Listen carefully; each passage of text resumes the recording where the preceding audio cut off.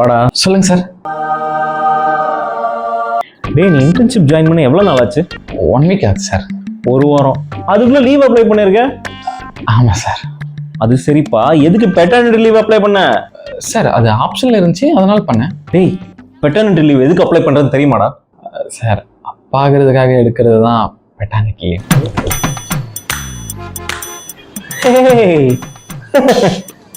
அப்பா ஆகிறதுக்காக அப்ளை பண்றது இல்லப்பா, நீ அப்பா ஆனா அப்ளை பண்றதுக்கு.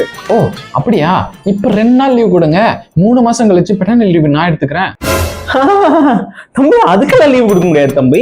ஆபீசர்ஸ் முடிஞ்சு நீ உனக்கு டைம் இருந்தா பாத்துக்க. ஆமா, உனக்கு கல்யாணம் ஆயிடுச்சா? ஆகல. டேய், கல்யாணம் ஆகாம எப்படிடா பெட்டர்னிட்டி லீவ் அப்ளை பண்ணுவ? சார் பெட்டர்னிட்டி லீவ் எடுக்க அப்பாவா இருந்தா சொன்னீங்க, கல்யாணம் ஒன்றும் சொல்லல. ஒரு ரூல்ஸ் பேசுற, கை கீழே இருக்கு.